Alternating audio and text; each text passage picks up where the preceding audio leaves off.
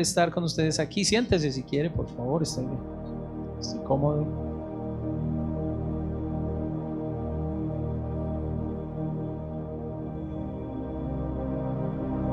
Vamos a meditar en esta palabra del Señor. Esa palabra que tiene tantas capacidades, tiene todas las capacidades. Y esa palabra que es tan útil, la más útil de todas. Y eso es lo que nos convoca a nosotros en este tipo de reuniones del Señor. Es un placer para mí poder compartir con ustedes, con esta familia hermosa, con nuestros amigos, que son ustedes, hermano Sebastián, tu esposita, la familia. Gracias por esta oportunidad que ustedes nos dan de compartir con ustedes y con esta preciosa iglesia. ¡Qué iglesia tan linda! Hay algo particular que yo quisiera de pronto mencionar y no irme sin decirlo. Una cosa es la presencia de Dios y otra cosa es la gloria de Dios. Uno a veces suele pensar que son lo mismo, pero no. La presencia de Dios está en todo lugar. En todo lugar. No hay un lugar donde, ni un momento, ni un espacio donde la presencia de Dios no habite. Y uno diría, pero en lugares oscuros donde se hacen cosas terribles, sí, ahí está la presencia de Dios, porque Él lo ve, lo nota, lo sabe todo. Sin embargo, hay lugares donde la gloria de Dios no se manifiesta, porque la gloria de Dios es la manifestación poderosa de esa presencia. Y yo podría decirles a ustedes, aquí está la presencia de Dios. Pues claro, así es. A veces uno dice, Él llegó primero. No, no llegó primero porque nunca se ha ido. Él siempre está. El asunto es si nosotros estamos dispuestos y permitimos que su gloria se manifieste en medio nuestro. Y quiero decirles que esta iglesia permite que la gloria de Dios se mueva.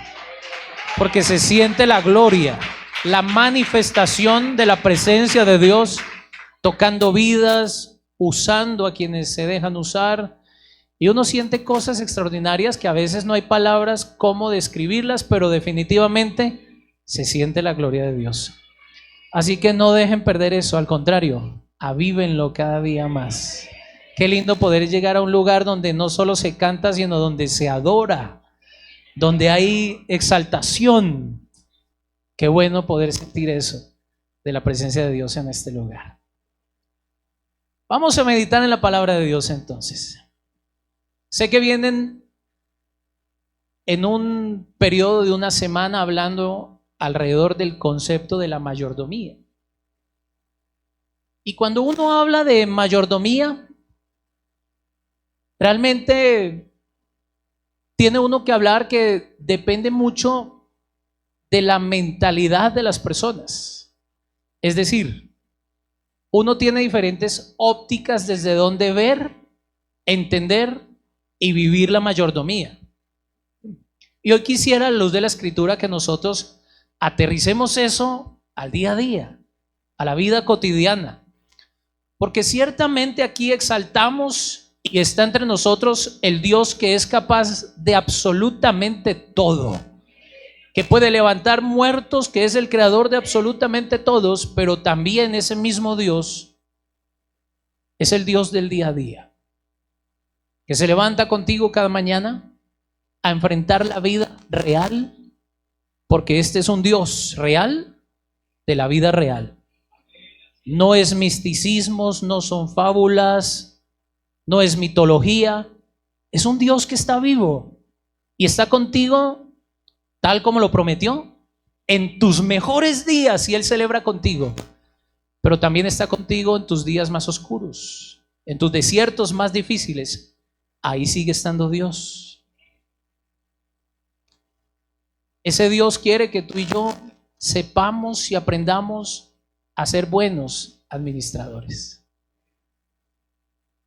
El Señor Jesucristo, que siempre ha estado interesado en enseñar y que se le comprenda lo que Él enseña, siempre utilizó ejemplos normales, aterrizados a la realidad de quienes lo estaban escuchando. Cuando el Señor Jesús tenía al frente pescadores, Jesús, interesado en que ellos comprendieran, les hablaba de peces, de barcas, del mar, del agua. Usaba un lenguaje y ejemplos que esos pescadores lograrían comprender. Cuando hablaba con gente de campo, ya les hablaba de semillas, les hablaba de ramas, les hablaba de tipos de tierra, porque el Señor siempre ha estado interesado en que tú y yo comprendamos su mensaje. Y la razón es porque este es el mensaje más importante de todos y el más trascendental, que no solamente afecta tu vida en esta tierra, sino que la afecta eternamente. Por eso es bueno prestar mi oído a la voz de Dios, porque el que está atento a su palabra encontrará la dicha, dice Proverbios 16:20. El que está atento a esa palabra. Así que en una de esas ocasiones en donde el Señor Jesucristo estaba enseñando, puso un ejemplo muy claro. Está en Lucas capítulo 12.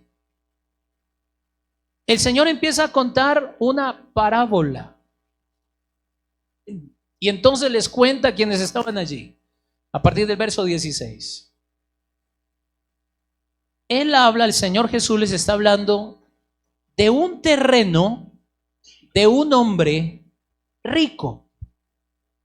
Y Jesús les enseña y les dice, ese terreno de este hombre rico le produjo una buena cosecha.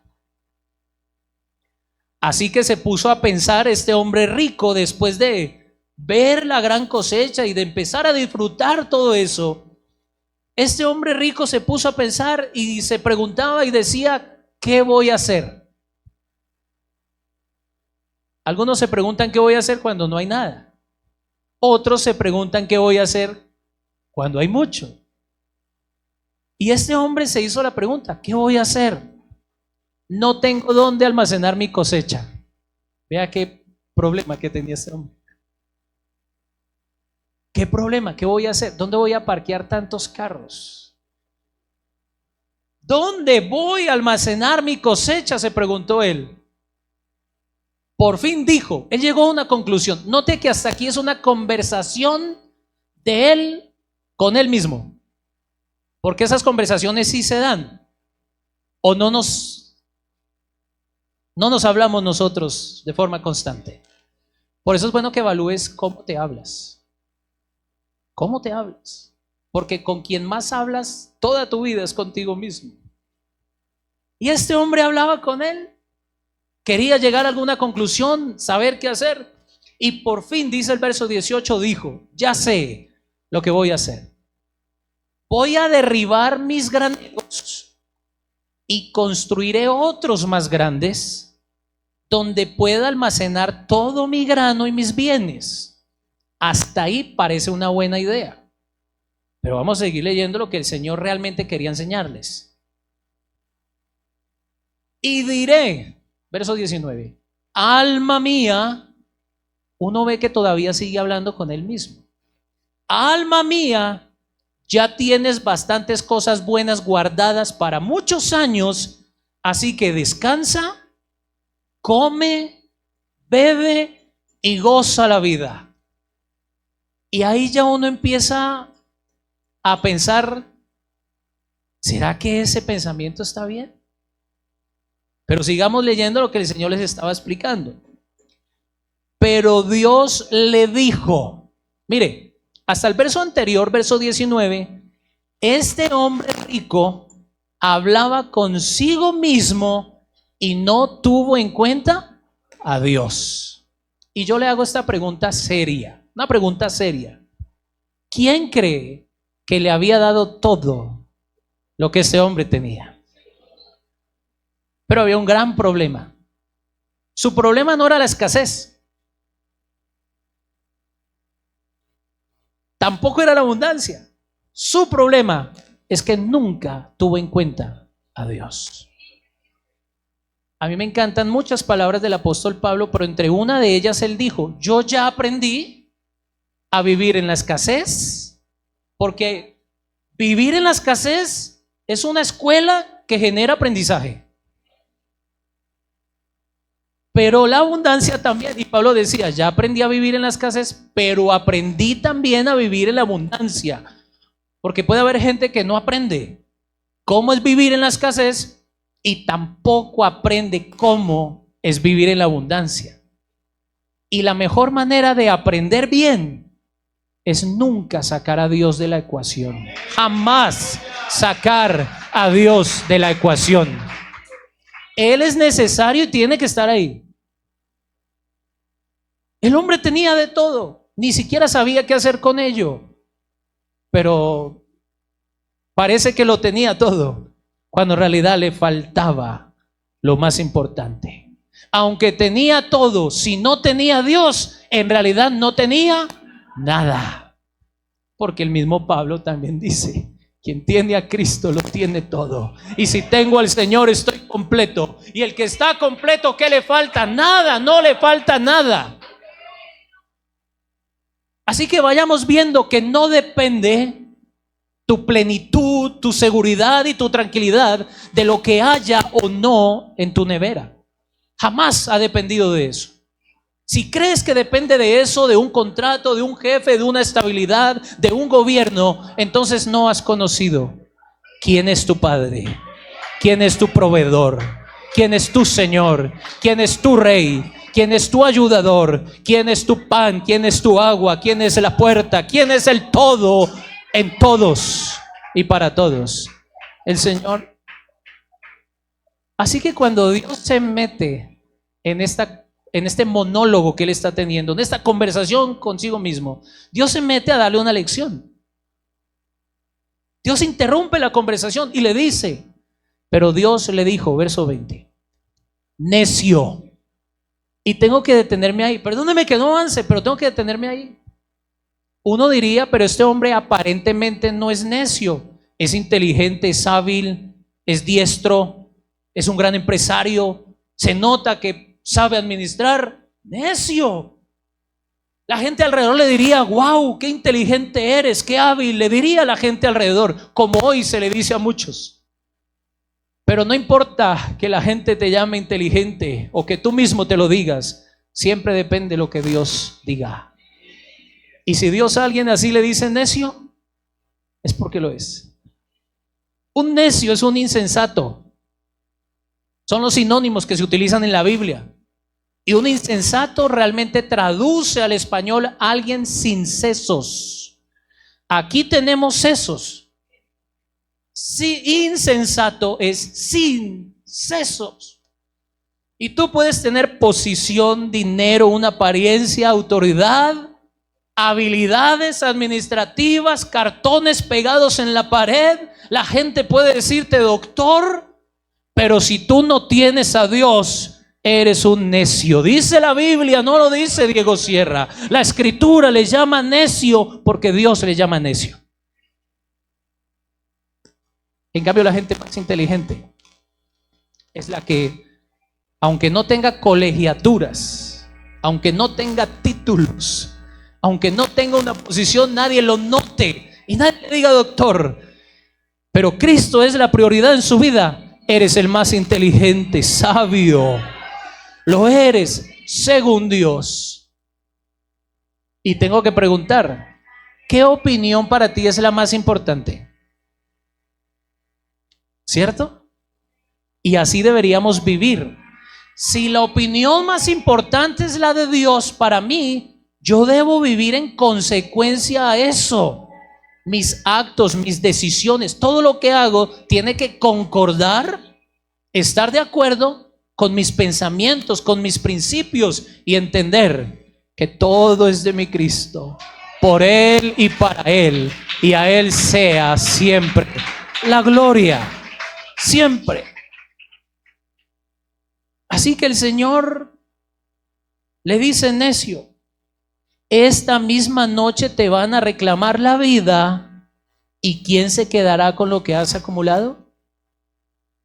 Así, dijo el Señor, le sucede al que acumula riquezas para sí mismo en vez de ser rico delante de Dios. Significa que según el Señor Jesucristo hay diferentes tipos de riquezas. Hay diferentes tipos de ricos según Él, según el Señor. Y si Él clasifica así, yo debo prestarle atención. Tu máxima preocupación, tus esfuerzos, tu tiempo debe ser por ser rico delante de Dios y no en esta tierra. Pero la gente le da la vuelta a esto y como la Escritura así lo anuncia, le llama bueno a lo malo y malo a lo bueno. La gente se preocupa, le dedica tiempo, esfuerzos a acumular riquezas aquí en esta tierra. Y deja de lado la riqueza más grande que son los tesoros en el reino de los cielos. Porque tú y yo tenemos que recordar que tenemos a un Dios que es rico, muy rico, ilimitadamente rico. Y alguno estará pensando, sí, de plata. No, la Biblia dice, Él es rico en misericordia. Qué tremenda riqueza la del Señor. Tremenda riqueza la que tú y yo gozamos y la que tú y yo disfrutamos. En misericordia, sí. Y es bueno celebrar y recordar en misericordia. Pero ¿qué significa eso? Misericordia traduce un acuerdo con un miserable. Eso es misericordia. Un acuerdo con un miserable. Así que pongamos las cosas en orden. Entre Dios y nosotros, ¿quién o cuál de las dos partes está en la condición de miseria y cuál lo tiene todo? Dios lo tiene todo. Pero nosotros sin Él somos unos pobres miserables. Porque un miserable no tiene que ofrecer. Un miserable no tiene que dar. No tiene nada con qué negociar. Pero Dios quiso hacer un negocio contigo y un negocio conmigo. Es decir, tuvo misericordia. Es un acuerdo en el que lo puede entregar todo y dar todo, y otro que no tiene nada que ofrecer. Y cuando uno lo ve así, uno tiene que entonces por lo menos decir, gracias, Señor. Porque ¿quién era yo que pudiera tener algo para convencerte, para ofrecerte, para sorprender a Dios? Nada. Pero Él ha sido bueno, grande y rico en misericordia, que por su gran amor lo entregó todo e hizo el mejor negocio de todos. Y si tú le dijiste sí a Cristo, hiciste el mejor negocio de todos. El mejor de todos. Gloria a Dios. Así que dinero, posición, era lo que ese hombre tenía y le sobraba. Dinero y posición. No tenía dónde almacenar abundancia. Parece que ya tenía un plan. Dedícate, alma mía, a descansar y no hacer nada y disfrutar de aquí en adelante. Tenía un plan. Como seguramente muchos ya tienen un plan y tienen planificado. Pero si tú sacas a Dios, no tienes nada. Y este hombre nunca contempló a Dios en sus planes, ni había gratitud, por lo tanto, en sus palabras. Noten la arrogancia con que él decía, mis graneros. Mis graneros. Donde pueda almacenar mi grano y mis bienes. Así habla un arrogante. Yo. Se te olvida que no hay hombres grandes ni mujeres grandes. Hay un Dios grande que escoge a hombres pequeños y mujeres y los pone en lugares especiales. El grande es Él. El digno es Él. Dios es bueno. Entonces, visto así, uno entiende por qué. Como un cántico que canta mi hijo de 6 años. Si te tengo a ti, lo tengo todo. Mi amado, mi tesoro, fuera de ti nada deseo, Señor. Si uno comprende. Y así vas a dejar de sufrir cuando no tienes cosas, porque la gente se frustra, se angustia por cosas. ¿Y qué son las cosas? Solo eso, solo son cosas. El Señor confrontó a unos y les dijo: ¿por qué se afanan de esas cosas? Si Dios sabe que ustedes tienen esa necesidad. Dios sabe que tienen la necesidad de vestirse, de comer. Dios conoce esas necesidades. Y la Escritura dice: de esas cosas se afanan los que no tienen una esperanza. Dejen que los incrédulos se afanen por eso.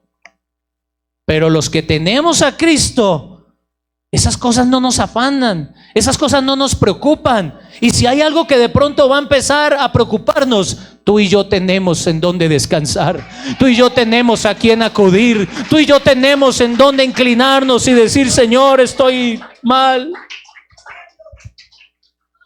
Tú y yo tenemos a quién acudir.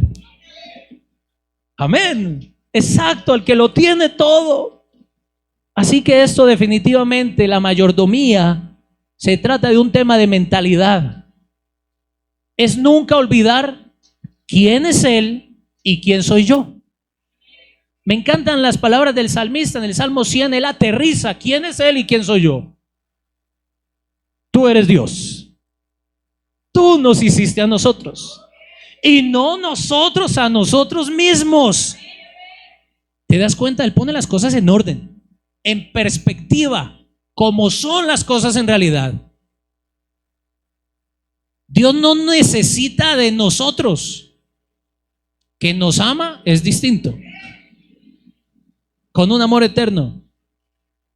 Pero Él no te necesita, Él no me necesita a mí. Si yo decido equivocadamente decirle no, pone a otro, usa a otro. En cambio, yo sí lo necesito a Él. Él sin ti sigue siendo Dios, Él sin mí sigue siendo Dios, pero yo sin Él no soy nada y no puedo. Así que las cosas hay que ponerlas en perspectiva. Cuando eso está claro y comprendes que esto es un tema de mentalidad, de cómo es que ves y entiendes la vida, entonces no te va a costar nada de ahí en adelante en la mayordomía. Porque sin problema, entendiendo que hay un dueño, tú le das a Él lo que siempre fue de Él, lo que siempre ha sido de Él. Amén. Así que al hablar de mayordomía podemos hablar de dos grandes aspectos. Dos grandes. Isaías el profeta los resumió de alguna manera en el verso 28 del capítulo 40. Isaías 40, 28. Vamos a ver estos dos grandes aspectos. Isaías, por inspiración de Dios, preguntaba: ¿no has sabido y no has oído que el Dios eterno es Jehová, el cual creó los confines de la tierra? Ahí está el primer aspecto. ¿Acaso se te olvida quién es Él? ¿Acaso se te olvida que Él es eterno y que Él creó absolutamente todo? Es que no se nos puede olvidar. No se nos puede olvidar que hay un creador y que hay una creación. ¿Y quién depende de quién? ¿Acaso el creador depende de la creación? No. Es la creación la que depende del creador. Y por inspiración de Dios, el profeta está recordándonos eso. ¿Acaso no lo has sabido? Tienes que comprenderlo. Él es Dios eterno. Él creó absolutamente todo. Así que lo primero que hay que entender es que hay un dueño de todo. Y es Dios. Él no comparte eso con nadie. Es el único dueño. Lo que pasa es que Dios es tan bueno que nos da una asignación, una responsabilidad de lo que siempre ha sido, es y será de Él. Él es el dueño. Él no desfallece ni se fatiga con cansancio. Y lo segundo es que su entendimiento no hay quien lo alcance. Mira estos dos aspectos. Es decir, una cosa es como Dios piensa y entiende todo, y otra cosa es como tú y yo lo vemos y lo entendemos. Aquí están los dos grandes aspectos de la mayordomía. Él es dueño y recuerda, tú ves las cosas de una manera, pero Él de otras. Porque su entendimiento es completamente superior al nuestro. Solo que Dios es bueno e intenta siempre de alguna manera que tú y yo comprendamos ese entendimiento de Él. Así que vamos con este primer aspecto. Él es el dueño. Él es el creador. Hay una sola creación. Desde el comienzo, Génesis 1 dice que creó Dios al hombre a su imagen, a imagen de Dios lo creó, varón y hembra los creó. Génesis 1:27. Y miren lo que el dueño, porque esto solo lo puede hacer el dueño. El dueño le asignó una responsabilidad al hombre. Y les dijo, y les bendijo Dios y les dijo: fructifiquen y multiplíquense, llenen la tierra y sojúzguenla, señoréenla. Entonces note cómo el dueño asigna una responsabilidad sobre lo que es de él. Esa responsabilidad, en la medida que se haga bien y con obediencia y sin olvidar de quién es todo, es mayordomía. No puedes olvidar que lo que tienes es temporal, ni siquiera es tuyo. Nunca puedes olvidar que le pertenece todo a Él. Y así vas a poder administrar y hacer lo que Él te está delegando. La mayordomía es una forma de Dios delegar, asignar responsabilidad. Y desde el comienzo Dios ha querido eso con el ser humano y hoy lo sigue haciendo. Pero el ser humano, cuando mete su mano, cuando se empieza a creer dueño, cuando empieza a exigir, entonces distorsiona el modelo original. Y eso hizo el hombre y la mujer. Distorsionaron ese modelo original, perdieron el señorío y lo regalaron por 3 pesos, por cualquier bagatela, y el señorío en aquel entonces le fue quitado a Adán y Eva porque no administraron bien, porque no obedecieron al dueño. Y el dueño había sido muy claro de qué era lo que tenían que hacer. No fue que especuló, los dejó ahí en el anonimato de qué, bueno, y qué es lo que hay que hacer. No, Dios siempre es tan claro para hablar. Nosotros a veces lo enredamos y usamos lenguajes que la gente a veces ni comprende. ¿Por qué no mostramos ese Dios real de la vida real? Todo lo que tienes se lo debes a Él.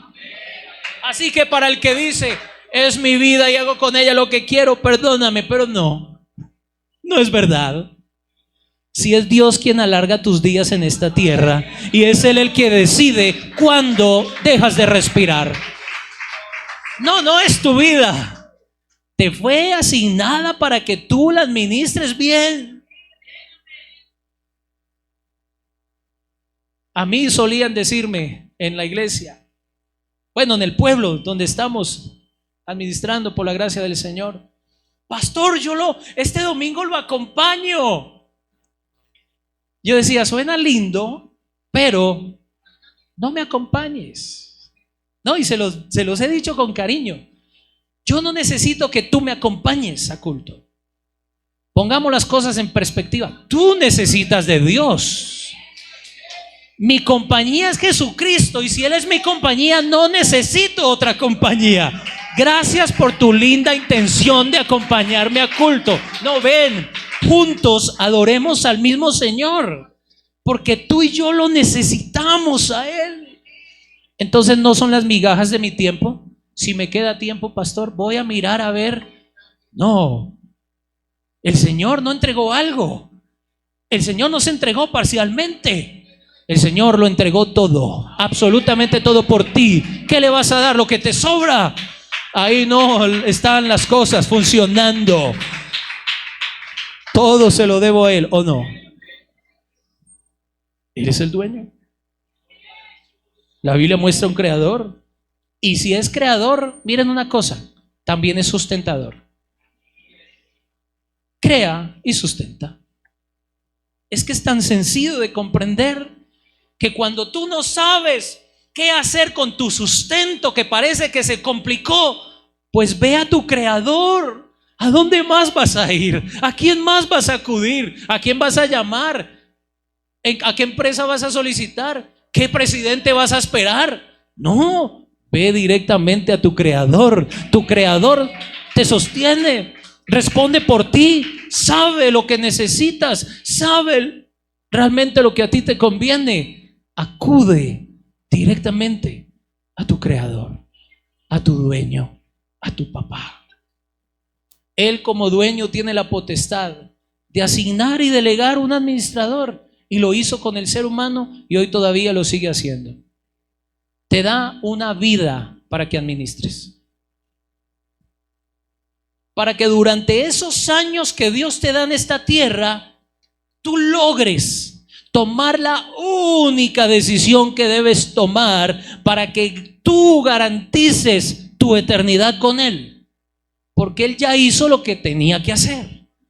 Ahora te corresponde a ti tomar una decisión, administrar bien lo que llamas tu vida y entregársela por completo al Señor. Pero tú eres un administrador. Les dijo: fructifiquen, multipliquen, llenen la tierra, sojúzguenla, señoréenla, sométanla, domínenla. Dios les dio dominio, Dios les dio señorío sobre todo. Y por eso el ser humano en su momento era considerado Adón, es decir, Señor. Porque ese es el término utilizado ahí originalmente. Adán y Eva eran Adón de la tierra, Señor. Pero siempre tenían que recordar que por encima de Adón hay un Adonai. Y Adonai significa Señor de señores. Hay un dueño, se llama Jesucristo. Él es Adonai, el Señor de los señores que Él asignó en esta tierra, el más grande. ¿Qué debíamos hacer o qué esperaba el Señor con la asignación? Lo mismo que Él espera con la asignación que nos da a administrar. 3 cosas: competencia, es decir, hacerlo bien; fidelidad y obediencia. Eso es lo que Dios espera en tu mayordomía. Competencia: haz lo que tienes que hacer. ¿Y qué es lo que tengo que hacer? No sabes, hay un manual, se llama Biblia, léela, ahí se te dirá qué es lo que tienes que hacer. Fidelidad con Dios, porque todo es de Él.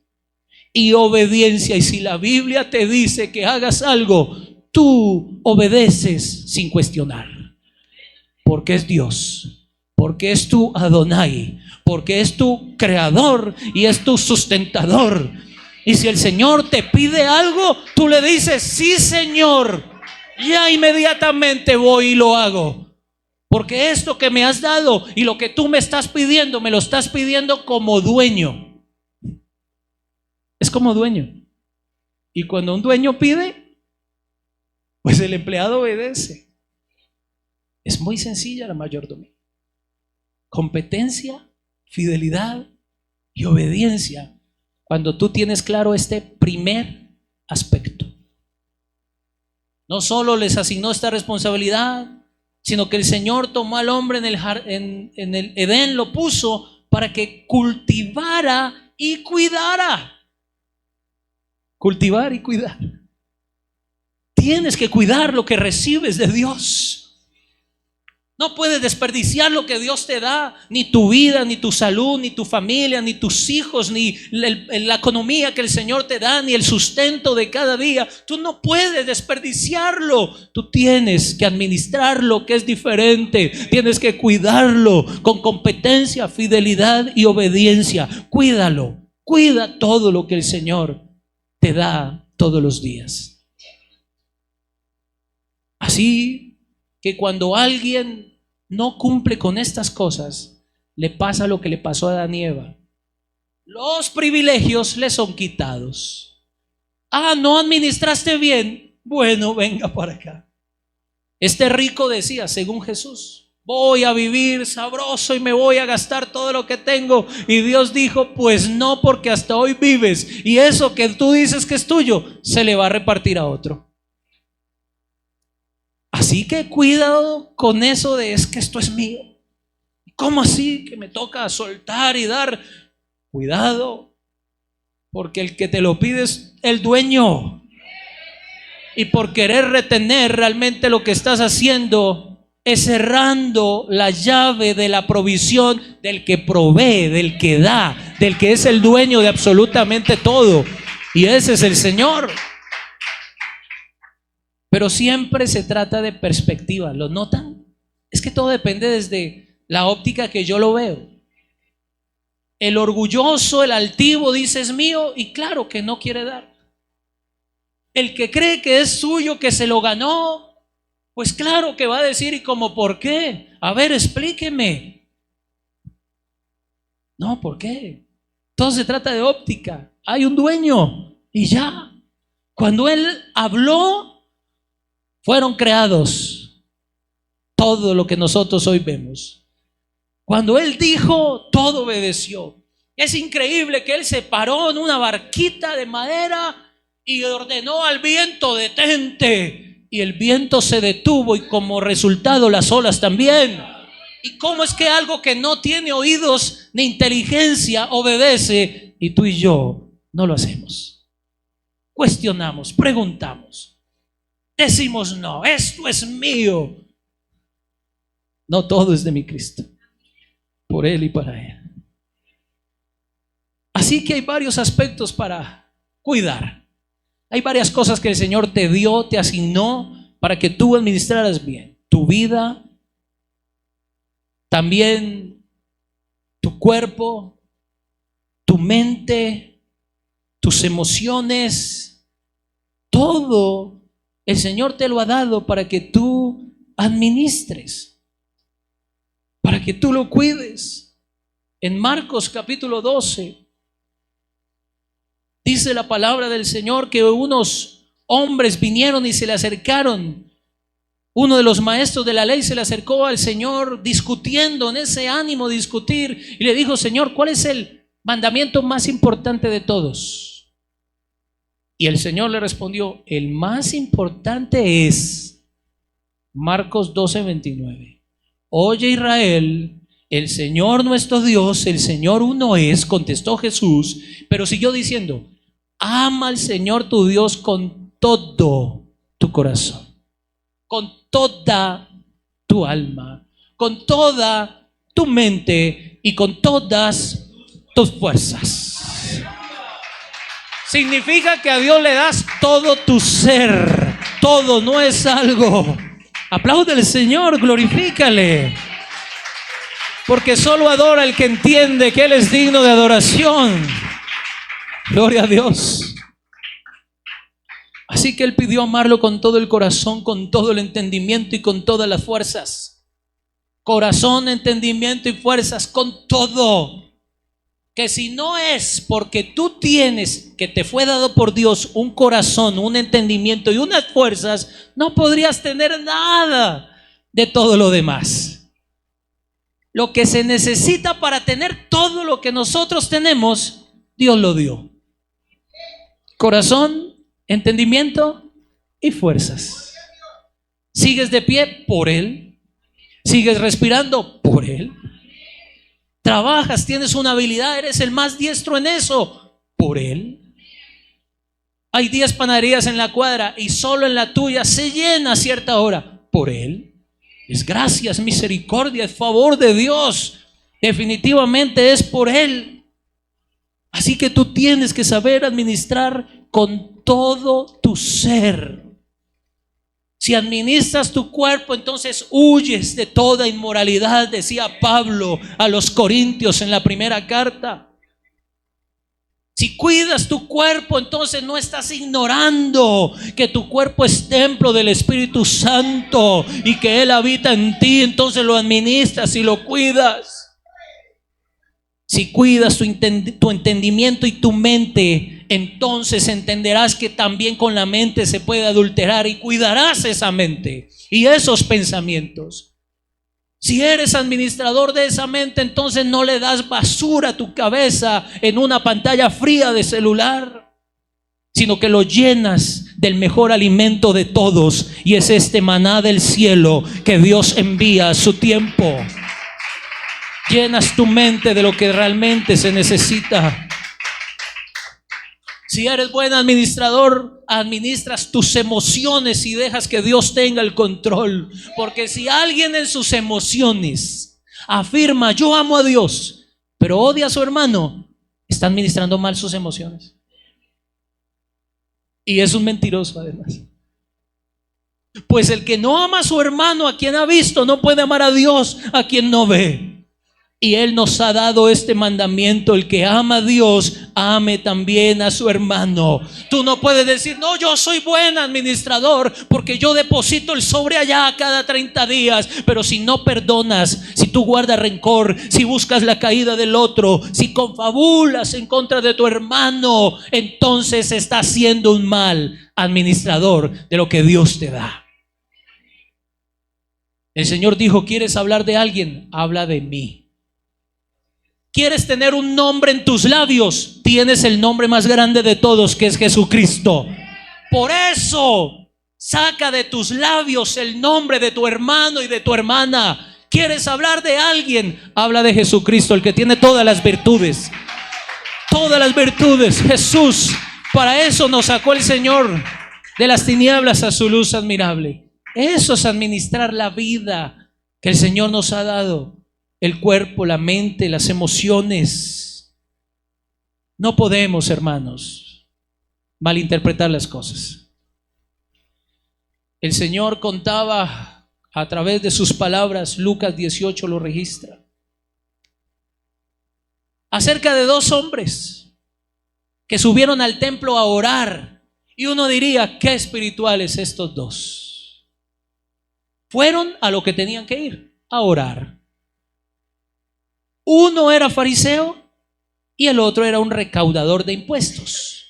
Así que empieza a mostrarme el némesis, la diferencia abismal, la dicotomía entre estas dos personas. Uno era un fariseo que para el momento no era lo que hoy nosotros concebimos de fariseo. En el momento un fariseo era una persona importante, honorable, conocedora de la escritura. Y el otro era un recaudador de impuestos. Ambos fueron a orar al templo. El fariseo se puso a orar y mire qué tremendo lo que dice ahí. ¿Orar a quién y con quién? ¿Lo están leyendo en la Biblia? El fariseo se puso a orar consigo mismo. Uno que va a orar, pero no le habla a Dios en la oración, sino que se habla a sí mismo. ¿Pasará eso?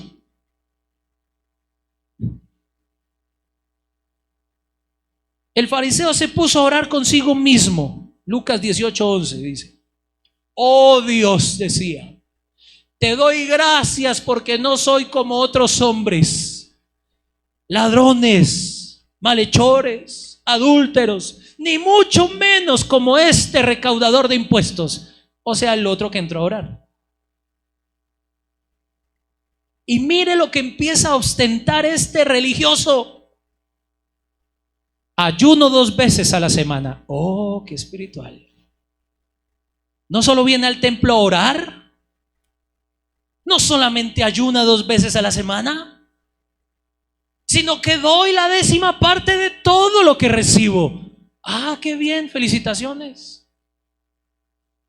En cambio, el recaudador de impuestos, que se había quedado a cierta distancia, ni siquiera se atrevía a alzar la vista al cielo, sino que se golpeaba el pecho y decía: oh Dios, ten compasión de mí, que soy pecador. Y Jesús llega a una conclusión, porque esto es lo que debería importarnos, la conclusión de Jesús, ¿o no?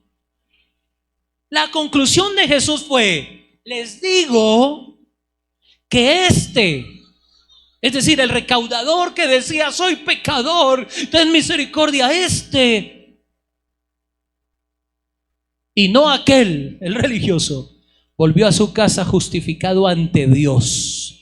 Pues todo el que a sí mismo se enaltece será humillado, pero el que se humilla será enaltecido. Hermanos, mayordomía es entender que Él es el dueño y toda mi vida está inclinada a Él. Todo mi ser está inclinado a Él. Todo está inclinado a Él. No sirve que solo dobles las rodillas si tu corazón sigue de pie. No sirve. No sirve que llores públicamente aquí si en lo privado eres altivo con Dios. No sirven tus decisiones públicas y pasar delante de todo el mundo y ojalá me vea el pastor que metí el sobrecito allá para que crea que yo soy espiritual y él entienda que yo soy fiel. No, perdóname, no sirve. Si no entiendes a quién, por quién y por qué lo estás haciendo. Tú no le das a un mortal, tú le das al dueño lo que Él te ha dado a ti.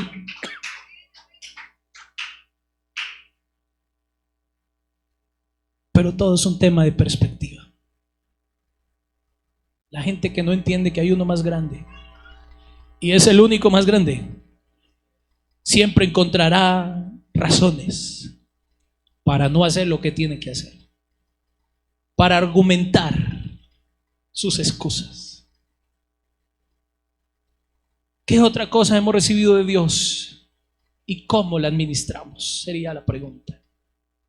¿Administras bien tu familia, tu tiempo, la bendición de Dios? ¿Administras bien los graneros, la semilla, los cultivos que Dios te da, o te comes la semilla? ¿Administras bien el llamado, los dones que el Señor te ha entregado?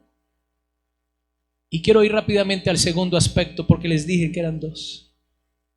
El segundo aspecto, rápidamente, ¿no?, es la siguiente: su entendimiento no hay quien lo alcance. Ese es el segundo aspecto. Segunda de Pedro 3:8 dice: amados, no ignoren esto, que para con el Señor un día es como 1000 años y 1000 años es como un día. Y ahí ya muchos empiezan a confundir. Es que Dios ve los números de forma completamente distinta a como los ves tú. Ya de entrada tienes que comprender eso.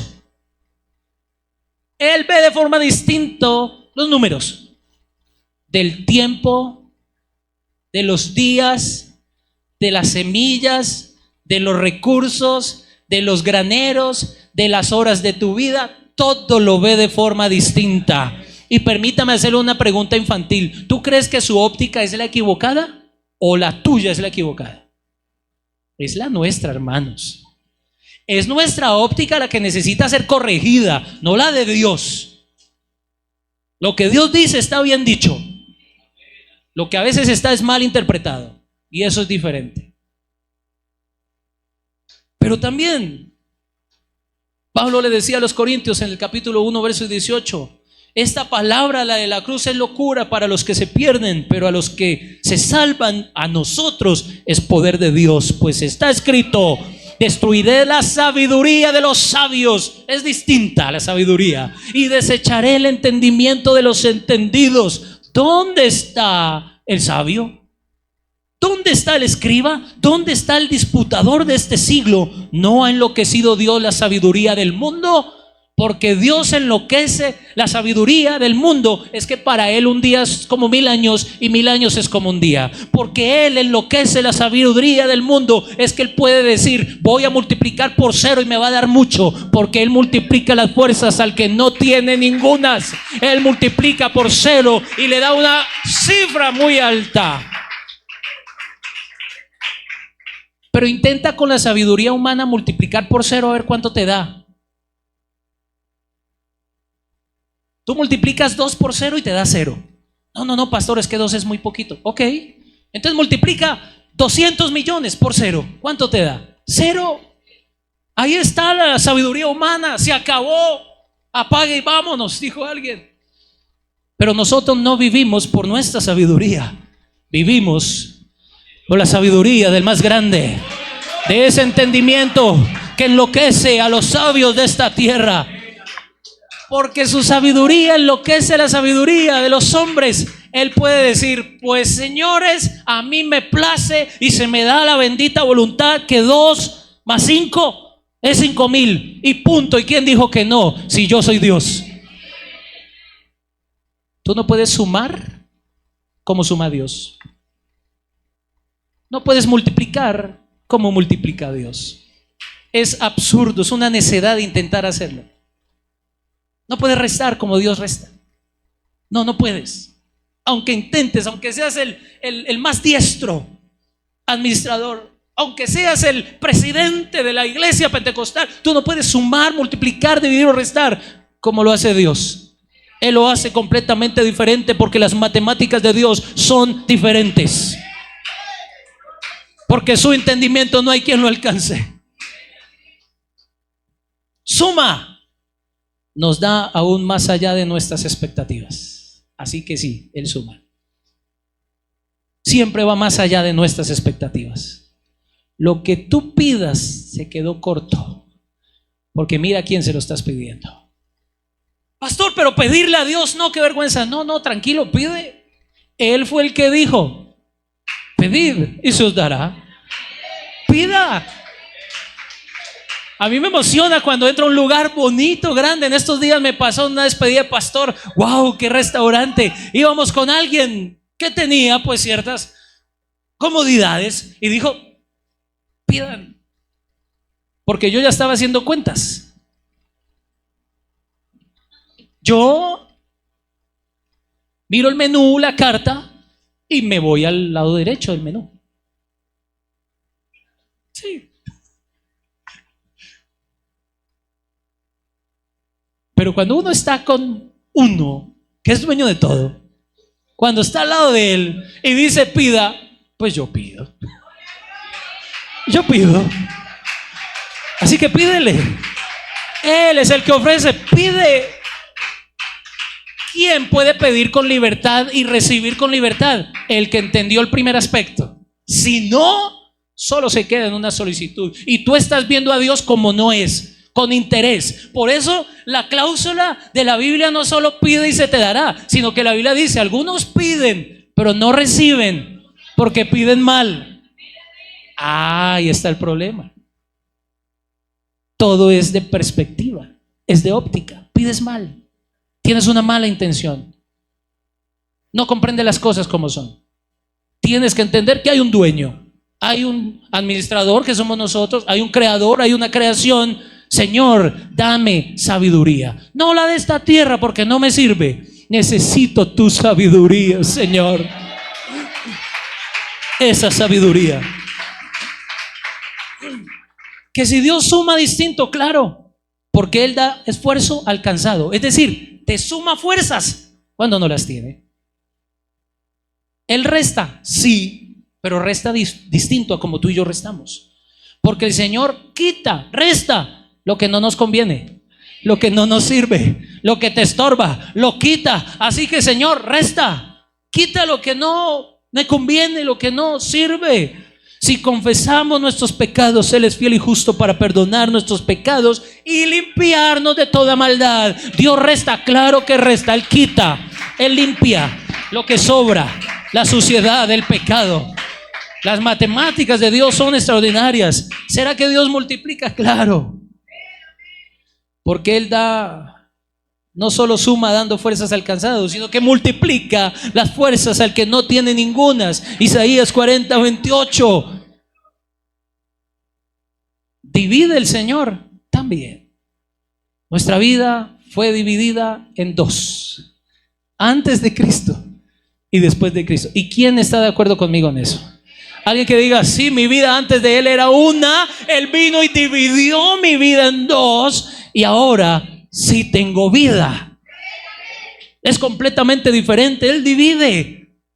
De modo que si alguno está en Cristo, nueva criatura es. Ahí yo veo a Dios dividiendo la historia de la humanidad en dos, y partiendo la historia de un ser humano en dos. Porque si lo hizo con la humanidad, lo puede hacer contigo. Recuerda, tú no eres un caso perdido mientras estés en las manos de Dios. Sí se puede. Porque Él, desde el comienzo en esta tierra que estaba vacía y desordenada, a lo vacío lo llenó y a lo desordenado lo organizó. Lo hizo con el planeta Tierra, no lo va a hacer contigo, no lo va a hacer con tu familia, no lo va a hacer con tus hijos. Estamos hablando del Dios Todopoderoso. Claro que puede, claro que Él puede. Así que las cosas viejas pasaron y todas son hechas nuevas. Y vivió. Cuando yo he comprendido que es el creador de todo y por lo tanto el dueño, cuando yo comprendo que el entendimiento del Señor y su lógica no es igual a la mía, entonces no voy a dudar ni a temer darle a Él todo. No tendré problema en dar. Y para eso hay un ejemplo hermoso en Marcos 6:38. Y con esto vamos cerrando. Jesús les dijo a los que estaban ahí, el dueño: vayan a ver cuántos panes tienen. Ellos fueron porque obedecieron. Y al rato regresaron diciendo: Señor, tenemos 5 panes y 2 peces. Y hay uno de los evangelistas que ni siquiera dice peces, dice pececillos originalmente. Así que no eran los peces, no, eran los pececillos. Era un pescadito pequeñito. Entonces Jesús, porque hasta ahí empezó la matemática y la de ellos. 2 pececillos, 5 panes, toda esta gente. No. La sabiduría de ellos, las matemáticas de ellos. ¿Sirve? No sirve. Aquí hay que pensar con la mente de Cristo. Aquí hay que ver con los ojos de Cristo.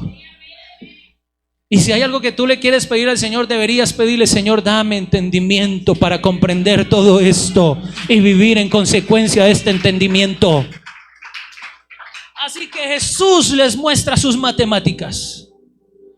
Entonces Jesús ordenó. ¿Y qué es lo que hay que hacer ante una orden de Él? Obedecer. ¿Vas a cuestionar? ¿Lo vas a postergar? No. ¿Acaso Él se equivoca con alguna orden? Jamás. Y Él no improvisa. Él no está improvisando contigo. Él sabe lo que hace. Exactamente sabe lo que hace. Todo, cada detalle, cada átomo de tu ser sigue bajo el control del dueño, de Dios. Él ordenó que todos se sentaran en grupos sobre el pasto verde. Qué linda imagen. La gente se sentó en grupos de 100 y de 50. Y luego Jesús hizo lo más hermoso de todo. Él mismo tomó. Por eso todo hay que traerlo primero a sus manos. Todo primero a sus manos. Todo primero a sus manos. No, tú no multiplicas nada. Lo hace Él. Él lo hace. Todo primero a sus manos. Recuerda esto: todo primero a sus manos. Lo que sea que Él te dé, todo primero en sus manos. Porque son las únicas manos que tienen la capacidad de hacer cosas extraordinarias. Por eso vemos lo invisible. Por eso creemos lo increíble. Y por eso recibimos lo imposible. Porque todo primero en sus manos. Él tomó en sus preciosas manos 5 insignificantes panes y 2 insignificantes peces. Y entonces miró al cielo y dio gracias. Todo primero en sus manos y siempre con gratitud a Dios. Gracias por esto que tú me has dado, lo pongo en tus manos, Señor. Y así el Señor empezó a repartir. Después Dios partió los panes. Y cada vez que Dios parte, no es para dañar. Dios parte porque va a ser algo grande.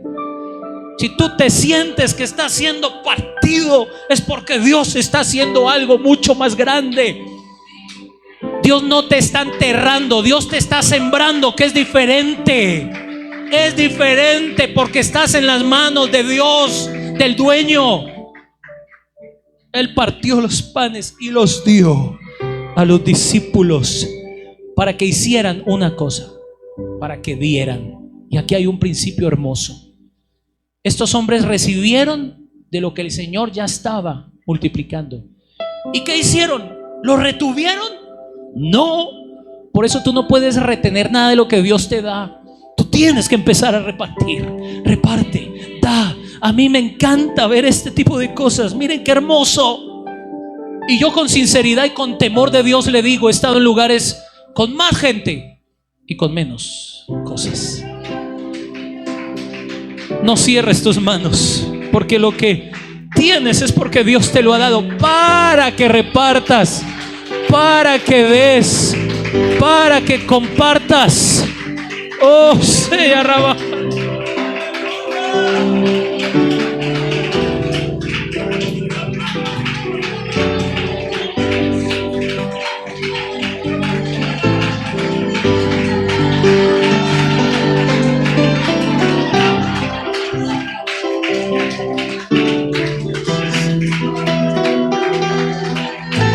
Porque es de la mano de Dios. Así que cuando ellos empezaron a repartir entre toda la gente, y se hizo lo mismo con los peces, dice todos comieron hasta quedar satisfechos. Todos y satisfechos. Todos y satisfechos. Esto es lo que falla, que Dios bendice y tú retienes. Ahí está el problema en muchos casos. Dios da, tú da, porque de gracia has recibido. Da de gracia también. Da de gracia también.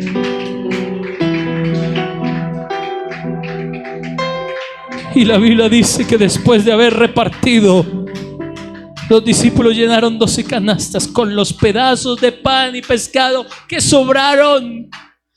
Cuando Dios da, no da migajas, ¿entiende esto? Cuando Dios da, da abundante, hasta que sobreabunde, hasta que quede. Pero lo que queda no es desperdiciado, lo que queda es para los que reparten. 12 cestas, una por cada discípulo, una por cada que repartió. Dios nunca deja algo que se desperdicie. No creas que eso se desperdició. Todo tiene un propósito, una función, una labor. Para alguien es. Y fueron entonces más de 5,000 los que comieron de aquellos panes y aquellos peces. Puede sonar extraño, pero desde la matemática de Dios es verdad que 2 más 5 es igual a 5,000. Sí lo es. ¿Alguien quiere comer de ese pan? ¿De esos peces? ¿Alguien quiere tener el privilegio de ser de los que reparte y de los que da? Entonces ponte de pie. Adora al dueño, a tu creador y a tu sustentador. Y por favor, que alguien hable con él y le diga: Señor, aquí estoy, todo es tuyo. Dame la sabiduría para entender como tú lo entiendes, para comprender esto, Señor, que para muchos está oculto y que algunos malinterpretan. Señor, dame la sabiduría para comprender, para entender, para vivir, para tomar decisiones conforme a tus matemáticas y no a las mías. Porque nada es mío, todo es de mi Cristo, por Él y para Él.